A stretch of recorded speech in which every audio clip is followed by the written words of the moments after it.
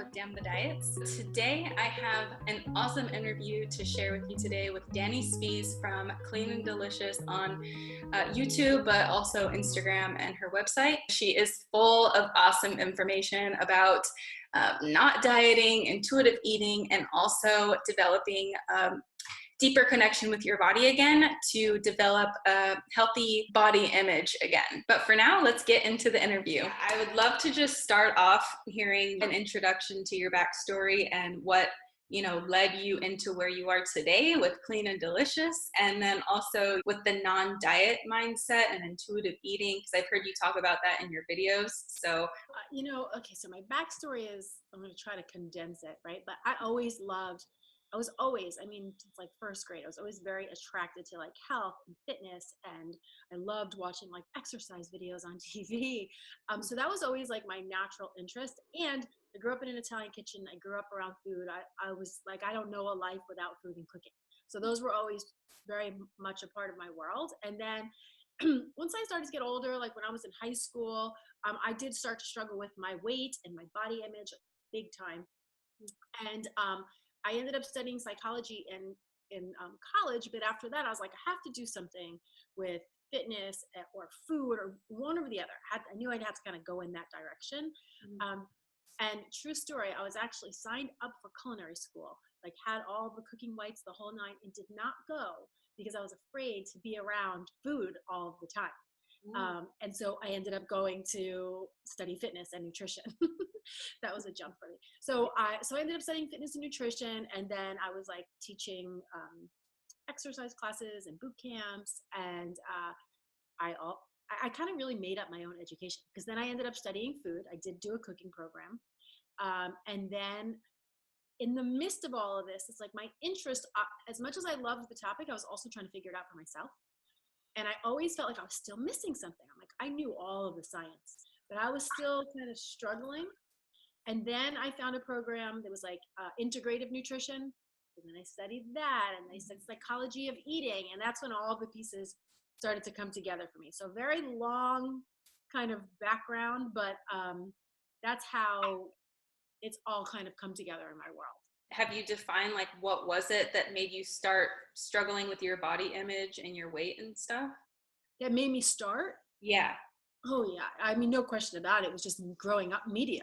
Mm-hmm. There's absolutely no doubt in my mind. I remember in 5th grade, 6th grade, just seeing MTV videos and magazine. And I just remember like that longing feeling inside to look like what I was seeing, and having a very clear, distinction in my mind that I did not have that. And so my brain made that mean that something was wrong, that I had a problem. Yeah, I know. I had the same experience. And looking back now, I revisit like old movies back from when I was young, and I'm like, wow, no wonder this is where it all started from. I didn't connect the dots back in the day, but you really internalize that, and you're like, well, this is what a female should be like and look like and act like. Yes. And you internalize that, and it just creates a whole mess internally. It's so true. It's very, very, very, very, very strong programming. It is for the majority. That's the way it is. So I'll jump right to that too, because you talk a lot about body respect. And so how did you break free from that? Because it's so hard for people, especially people in my community. It's so hard to do that. Like, what was it that helped you break free from that internal programming? It was twofold. So I had been doing some of my own internal work, right? So I was doing body image work myself, just literally just creating a consciousness that this was a thought, it was not necessarily the truth, and then I had the option to change that belief system. And so I would start with basic exercises like looking in a mirror, and instead of looking at things I didn't like and having that inner negative dialogue, just making a choice to say, I'm grateful for this, or I enjoy this about my body, or, maybe I don't like the way my butt looks, but I'm grateful that it runs fast. So really just shifting the inner dialogue. That was, it's funny because I really believe in that stuff, because I was somebody who I could not look in a mirror or really sit alone with myself and not have a negative thought about myself. And when I tell you, that does not ever enter my mind anymore. And it's not because like I have the perfect body and I love it so much. It's just, I just retrained my brain. I just never think like that anymore. So my point is small steps really do make a big difference, and doing things like, you know, gratitude or shifting your attention on really realizing that thoughts are optional and you can redirect them, is powerful. And I'll say one more thing to that, because, you know, I just know from what people say to me, like, well, you know, I can say I love this or I like that, but I don't, right? And so what I always try to like help my clients understand is that you just, all we have to do is get to a better feeling place, right? So for instance, if you look in a mirror and you think, like, I really don't like anything I see about my body, you're not going to be able to jump to, wow, I love my body. It's so, you know, it really serves me and I'm so grateful for it. You're going to feel like you're lying to yourself, right? And so what I always find is like just softening a thought. So instead of saying like, you know, my body is gross, right? You can just say, I have a body. It's true. It's a little softer, and you can grow into that space, right? And then from there, baby stepping your way to like better feeling thoughts. So that is something that was super helpful to me. Awesome advice. Yeah, no, that's awesome. That helped me a lot too, is realizing that just because we, you know, go into autopilot mode and we have these automatic negative degrading thoughts doesn't mean that we have to believe them and then act on them. You know, we can actually, once we become aware, then we can Yes. do something about it. But it starts with awareness. And like you said, you don't have to automatically just love your body overnight. It's just acceptance too. Yes, it's awareness, and then just creating space between the thought and the present moment, right? So that you can see, oh, there's space here to make a different decision, or to at least, you know, consider another option. Yeah. Yeah, just because the thought is there doesn't mean it's true. You know, once you have that awareness, it's like, okay, here's a thought, but let me really, you know, break it down and see if this is actually true or not. And then most of the time it's not true. And, you know, if we start to see that there's huge body diversity, then we could start to see, like, just because I don't like my butt because I'm comparing to someone else's butt doesn't mean my butt or whatever isn't Yeah. good, you know? It's So, absolutely true. It is. We're really, there is definitely like, you know, kind of a stereotype, like a brainwashing what we're supposed to look like, number one, and then that internal dialogue of like, we kind of create value and attach ideas to what that means. yeah. So definitely having awareness, step one, and then creating space. So you have like, oh, I have options here. Yeah. Awesome. I love all of that. So then what is that plays into, you know, body respect and just, you know, having a deeper respect for your body rather than looking at it as an object to control, just to respect it as it is. Is that what body respect is to you? Yeah, I think to me, body respect, to me, it's like showing up and loving yourself, right? Like, just like you would take care of something or someone else, it's like, how do you show up and take care of yourself? Like, I'm not going to not care for my 4-year-old because her hair looks bad, right? Like, I'm still going to show up and take care of her.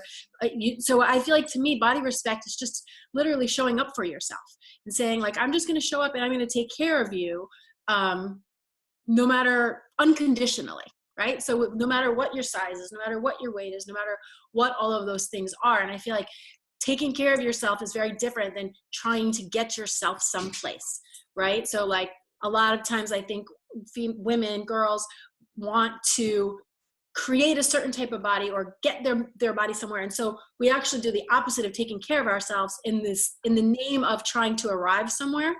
Right. And so to me, it's really like, how do you show up for yourself in a moment and say, well, what would be best for you right now? Just what would feel the best? What sounds like the best? How can I love asking myself what feels most like love. Like if you're ever in a moment and you can't make up, you're like, I don't know what I want to eat, or I don't know how to trust my body, or I don't know how to, it's like quiet all the crazy and just say, well, what would feel most like love? And you know what? Sometimes it's a salad, and sometimes it's a piece of cake, and sometimes it's a nap, and sometimes it's a run. And I think that when we try to like oversimplify, you know, and make things so black and white, that's when we really create a detachment from ourselves, because we're trying to like follow something that seems like it should be so easy and just like a perfect system. When really it's kind of like an agreement to meet yourself in that messy space called life. Yeah, that's so wonderfully put, because we put so many shoulds on ourselves. Like, we should be doing this. We should be doing what they're doing. We should be doing what this system is telling us to do exactly. And then we box ourselves in this label.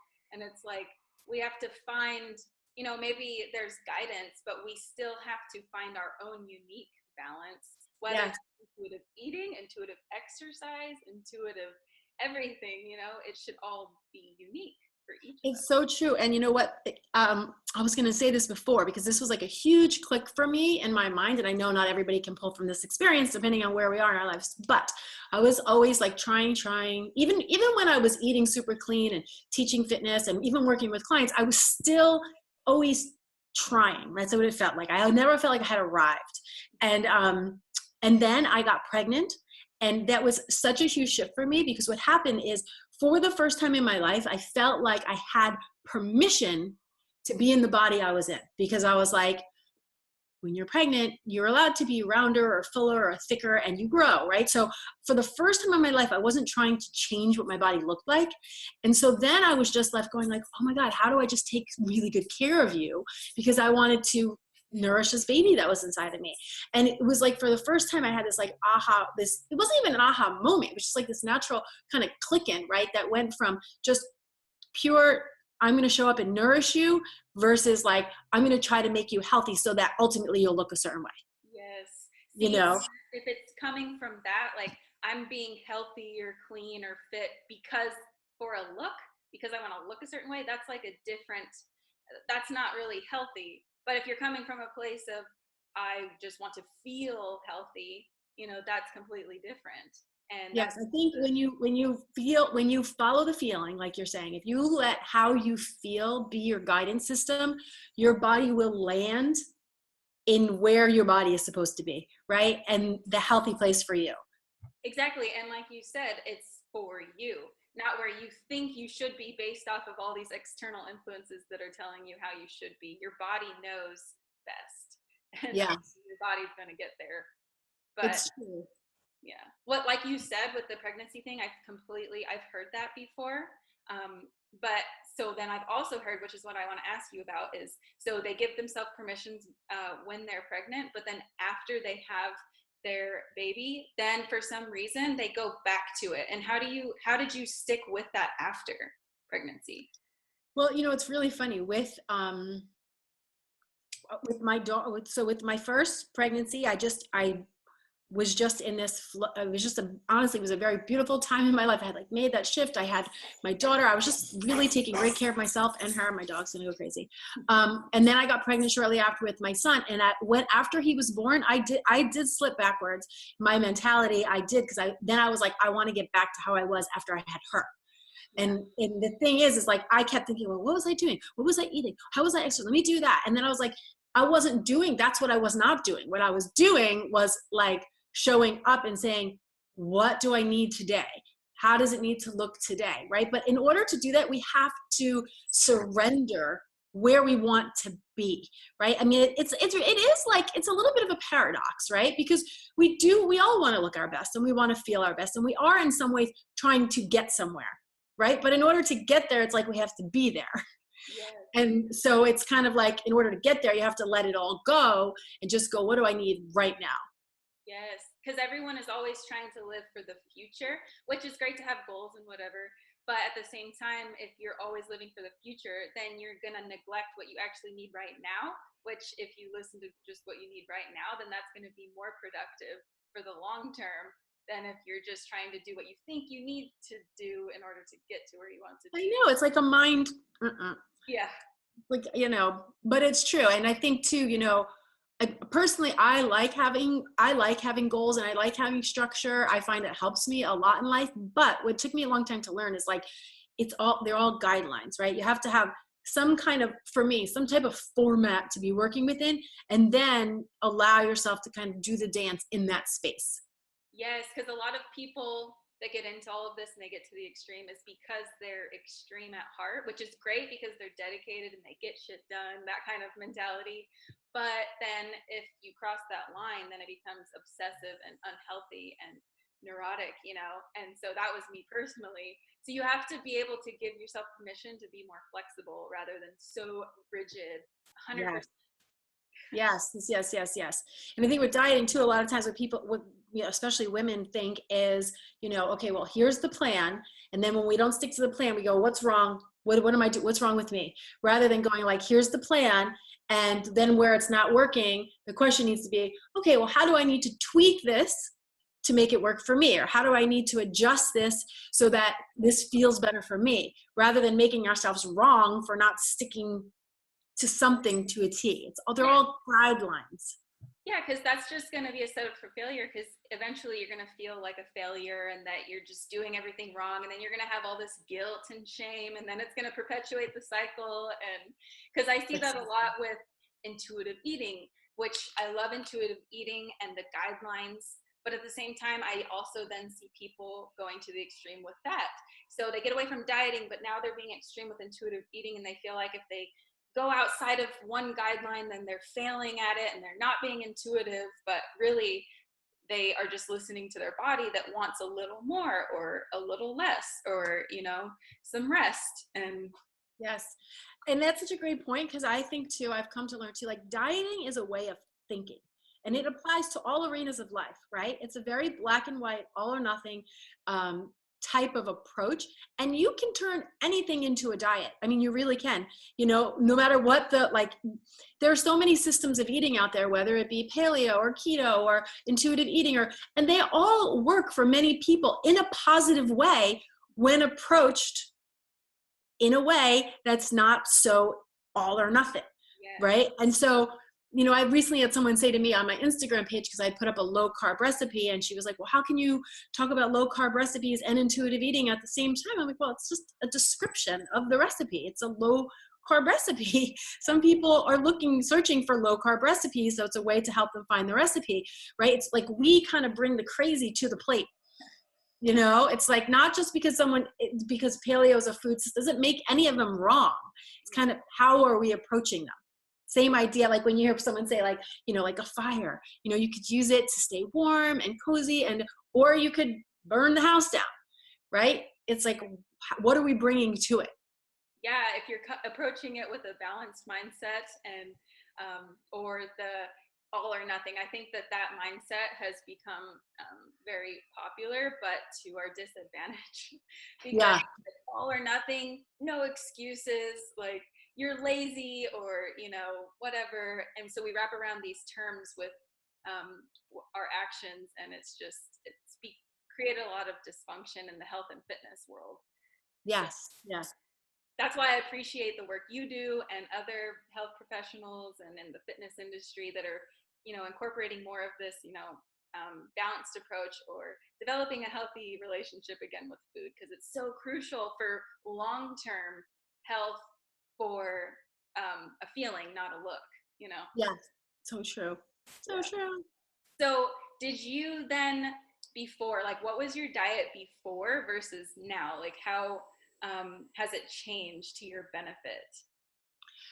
Well, because I was always kind of interested in health, I always ate like pretty well. I was one of those people that got really turned on by like healthy eating. Like I loved the idea of that, and I enjoyed. I always cooked, so I knew how to make food to taste good.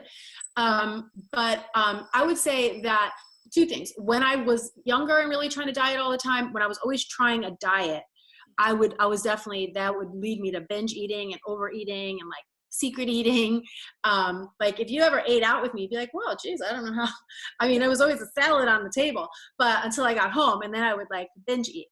But I would say that once I really let go of dieting, the biggest change for me was I shifted my focus to quality. So I was like, if I want pizza, I'm getting like the best pizza in town. If I wanted, even silly things like candy, I would like have dried fruit. It just worked for me. I would just always kind of think to myself, how can I level it up? So there was no right or wrong or good or bad. It was just, if I want it, I'm going to have it. I'm going to enjoy it. And like, how can I get the best version of it? And that was, that helped me a lot.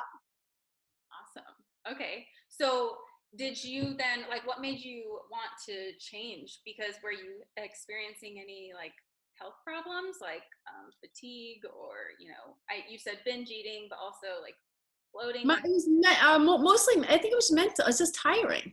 Like I don't like, did not enjoy the feeling of feeling like I was always trying. It was like I had, it was like I just couldn't kind of figure out how to get there. That was always the way it felt to me. So to me, the change was more of like, it was really a slow ongoing desire to find a healthy relationship with food and body. It was just, I think everything I did was always driven by that desire. It just took me a while to get there. Yeah. Yeah. So how was that transition? Was it rocky? Because a lot of people, when they do this transition from dieting and extremism, they, lose their intuition, or they lose that connection with their body and what their body actually wants. So it's like, how do you begin to develop that again, or the trust with your body, Yeah. It was like, again, it was slow for me, and my pregnancy was a huge kickoff. And so it honestly wasn't super rocky for me, but I would say my present life right now, I have a 7 and a 9-year-old, and I live in New Jersey where we have like all 4 seasons. And I cook all the time for work. And so I feel like it's harder for me now sometimes, because it's like the difference between doing what's easy and convenient versus what I know is going to help me feel good and feel better. And before I had kids, I used to live in California, I just felt like I had more time and space to kind of figure that all out for myself. Where right now at this phase of life, sometimes I just feel like, it just feels like another thing to do. It's like, and then kind of navigating between, do I want this, for an emotional reason, or do I really want it because I'm hungry? And sometimes it's emotional and I make that choice anyway. And that's why, like we were saying before, I feel like having the awareness and the consciousness is huge, right? Because it's like, you don't feel like something is happening to you, right? I can say, it's busy, I'd rather have a salad, but not so much to the point where I want to go home and make it. I'm getting a piece of pizza with the kids, and it's a decision. Like, I'm not beating myself up for it. I'm not stressing out about it. And then like onward we march, right? So that was a long answer that didn't really answer your question, but No, I love that all of those details are so necessary, and they could resonate with someone. yeah. So, but like you said, because now I want to ask more about emotional eating. Like, what is your take then on emotional eating? Well, first of all, I think emotional eating is, I think everybody eats emotionally, and we should, right? Like if you go to a birthday party and you have a piece of cake, that's emotional eating. So I think, first of all, it gets a really bad rap for the most part. And I think sometimes emotional eating can be extremely nourishing, like in that type of situation, or if you want to get ice cream with your friends or your kids, or you're not going to get ice cream because you're hungry and it's going to give you something you do for like a community experience or a communal experience oftentimes. So I feel like that serves a great purpose. I also think that oftentimes emotional eating is our best effort to take care of ourselves, right? So a lot of times when we are turning to food for other reasons other than being physiologically hungry, and we're eating when we're not hungry, it's usually to either avoid or numb out or buffer some type of emotion that we don't necessarily want to be with. So I think the first thing is not kicking yourself for that and being like, I'm sabotaging myself. And I think the very first awareness is to go, oh my, this is my best effort in this moment to take care of myself. Because here's the thing, it works brilliantly if it didn't have the side effect of being like really full or really uncomfortable or being unhealthy or gaining weight, right? So emotional eating, if it didn't have all those side effects, would be a really great way to soothe and ease yourself. So really, it's a brilliant strategy until we recognize that it doesn't serve long-term, right? And you go, oh, okay, wait, wonderful. So what is it that we're wanting or needing? What's the emotional need in the moment? And how can I attend to that without using food? So to me, that is, another practice. Yeah, it takes a lot of work. So when people, sometimes people want the easy way. That's why when you just say, give me a diet plan that I could follow to the T, it's like easier. But if we want long-term sustainability, we have to do this kind of internal work. Yes. To be set free from all of this. because It's so true. It's so true. Yeah. And that's the thing. It's like, it's simple, but it's not necessarily easy. Right. And that's where you have to be willing to give ourselves some patience and some grace to say, oh, you know what, I'm going to try to really understand this for myself. It's like, we have such a desire to get into a certain type of body that we don't even have time for ourselves to understand why we're doing what we're doing in the first place. And it's very difficult to change something that you don't understand. yes, that's so true. And also, like what you were saying before is, getting the cake or going having pizza with, some loved ones and having that experience, because life or health is so much more than food, And Yes. so if you're like just, you're having the perfect clean diet all of the time, but you're depriving yourself of like nourishing relationships or laughter or memories out with people, then you're not going to be as healthy as you could be. It's not just the food. You need the experiences as well. And so, that piece of cake isn't going to kill you and make you unhealthy overnight, Yes, exactly. Yeah. So true. And then also like what you were saying with stress, a lot of people, they get into it because they want to distract from some like feeling of out of control or a feeling of, feeling not good enough. So, they use food, either under eating or overeating to, get away from that. But so, it's so crucial to deal with those underlying emotions. Do you agree with that? I 100%. And I think that,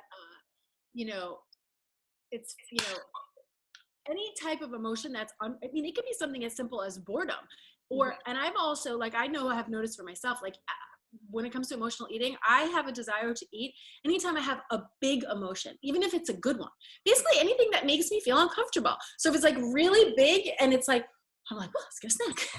Like, so there's so many different reasons, but it's like when you have to take the time to understand that for yourself so that you can make, and here's what I personally love to know is that it doesn't mean you can't do it, right? Like you just go, okay, now I have a choice.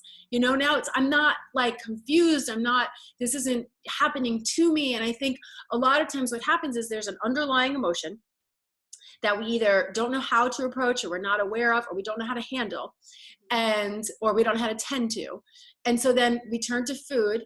And now if we eat and we're not hungry, if we get a little full, if we eat a little too much, well, now we have a whole new problem on our hands, right? Like, oh, geez, I have this eating problem and I need to figure this out. And so that pulls all of our attention and we never come to the part of what it's really all about, right? And that kind of keeps you right up here in this dieting loop that keeps you right outside of where the real magic is. It's so true. So a lot of disordered eating or eating disorder recovery, the nutritional rehabilitation phase or, just, dealing with the food issues, it's not easy, but it is easier in a sense than having to do it for the long term and really getting to the root cause of everything and where the disordered eating even started from. I know. Well, so many years. Yeah, I know. And so, yeah, it's hard, but it's so worth it. So, like, what are some of your tools, like how to deal with those emotional traumas or whatever, the belief systems that are limiting belief systems? Like, do you recommend any specific tools? Well, I think, I know things that have really helped me are a couple different. One, I love journaling. I'm a huge journaler. I believe that thoughts happen to us all day long and we cannot control our thoughts, but we can control which ones we want to put energy into. And so just because I don't feed, a negative thought doesn't mean I don't have it. I think that's a really big distinction, right? It's not necessarily that they just like all magically melt away and they never go through your mind. It's just that that's not where you put your energy or your attention. So I'm a big fan of journaling. I also I like to start the day that way, and I like to start with some things that I'm grateful for. And a lot of times you'll see gratitude journals when people write like 5 or 10 things. And something I found to be really helpful is to only list one thing and then write like 5 or 6 reasons to why you're grateful for them, because I have found that it really helps you to drop into the feeling of gratitude. Right. So if I'm just like, oh, like I'm grateful for my coffee, I'm grateful for my dog, I'm grateful for my health, like I'm just kind of ranting them off. I'm not really feeling that experience. But if I'm like, I'm really grateful for my husband, and then I have to think of 5 reasons why, I really start to like feel it. I'm like, wow, like I'm grateful that he's like really a great listener. And I'm like, oh, he really is. And you start thinking about these things and you're like, wow. And you actually start to feel that emotional state. That's something that helps me a ton. And I think really knowing, like, filling your world up with where you're trying to go or where you want your mind to be. And this is where I think social media is actually very good right now, because when I was growing up, I didn't even know body positive, I wouldn't know where to look to a woman who could show me a positive body image. Now you really can go and create a community for yourself that helps to support what you want to believe and where you are going. And the last thing I'll say to that is that I'm always telling my clients, and I believe this very much so, is that whenever you think a thought that makes you feel badly, you automatically know that you are out of alignment with the truth of who you are. And so that really helps me, because I just go like, oh, like, not true. Like, it's not, if it was true, it wouldn't make me feel this way. And so knowing that that's just a fact, and I just have to redirect. And it's a practice. There's no question about it. It's a practice. Yeah, because you don't just magically get to a certain point in your life and, like you said, it's all just going to be gone. You just get to a point where it doesn't dictate your actions or, take complete control over you. Yeah, but I think the most important thing anybody can do is create some space in a day where you are thinking about what you're wanting, where you're trying to go, and whether that's reading something or listening to something, but really filling up your brain with, because it's very difficult when you're in something to see something different, right? So if you've got a bunch of friends who talk about diets all the time, or you're seeing like what's on, popular media, or you feel like this is just what it is, right? And it's like we literally have to close our eyes to that so we can create a different vision, and then before you know it, you grow into this whole other space. That's so true. And it's like whatever you surround yourself with, that's what you become. So whatever the thoughts that you are feeding, that's what takes over. So, you can create an environment for yourself that's more positive and empowering and uplifting. We have control. Yes, there is a lot of diet culture and, stuff that makes you feel bad about yourself and your body. But there's also a lot on the other side, so you can choose. And a lot of people, they still go on social media and continue to follow something that makes them feel bad. And it's like, oh man, I just feel terrible, but they keep doing it. And it's like, well, if that makes you feel bad, if anything makes you feel that bad, you need to get rid of it. Yes. Stop doing it. I know. You're not being selfish for doing that, you're actually doing yourself a service. No, I agree. And I think, speaking of tools, that's a great practice too, is to say like, I'm going to detox my environment, my feeds, whether you're detoxing your kitchen cabinets or your Instagram feed, or, articles of clothing in your closet that don't serve you or make you feel good when you put them on, right? But like creating a world for yourself that helps to lift you up, that supports where you're going and what you're wanting, and knowing that those little things really are very important. Yes, it's the little things. It's not like this huge magical thing outside of you that's going to make all the difference. It's all these little things that add up to make the whole. It is. It's so true. All the little things. Yes. Well, okay, so a lot of stuff has been covered, and I'm going to try to keep it on the shorter side. But so if you could, out of your journey and everything that you've learned, is there like a main piece of advice that you would want to share with someone that's struggling with self-esteem or their relationship with food or anything like that? I would say kindness and forgiveness offered to yourself on a multi-time-a-day basis. Meaning that like nothing externally changes until we change that inner dialogue. And I feel like we really have to come to a place with ourselves where we're willing to be nice and easy and kind with ourselves, and know that we're going to make a bazillion mistakes. So forgiveness has to be like on your back, in your back pocket at all times, right? Like, this was my intention. I didn't do that. That's okay. We're starting again. 10 times a day. It doesn't even matter, right? It's the decision to say, no matter what, I'm not going to let my mind go backwards. I'm going to stay present. I'm going to stay kind and easy. And when I don't stay in the direction or on the path or with the intention that I want to, I forgive myself and reassess and try again, right? Because it's like we use almost anything as a reason to stop or to beat ourselves up or to tell ourselves it's not working. And if you took all of that off the table, how would you show up again and again and again? So I feel like being, having a dialogue with yourself like you would your best friend, I really feel like that is the very first step to anything. Is you have to be willing to give yourself permission to be on the journey, so to speak. Ooh, I love all of that. I love the how would you treat your best friend? So why are you treating yourself with such disrespect or just degrading thoughts and the Yeah. restrictions? It's like, I had a client recently who's a professor, and she wants to recover. It's like, what's your why? Her why is that one of the aspects is to be a good role model for her students, and she doesn't want them to ever be triggered by her. And it's like, she had someone that was struggling with food, and she was able to uplift them, but for some reason it was hard for her to give herself that permission, or that she felt worthy or deserving to have food or to have a healthy amount of body fat on her body that was healthy. And so once she was able to make that connection of like, wow, why would I treat them that way but not myself? And Yes. so that's so powerful, because So powerful. yeah, you're just as deserving. And that's a great tool as well, is to say um, things that you think in your brain, say them out loud, because sometimes they're very sneaky negative thoughts. Like, I've had clients who would say, well, so I had that piece of pizza, and I know I really shouldn't have, but then I'll say, stop. Like, now pretend you're talking to your best friend and she just ate a piece of pizza. Would you say to her, well, you really shouldn't have?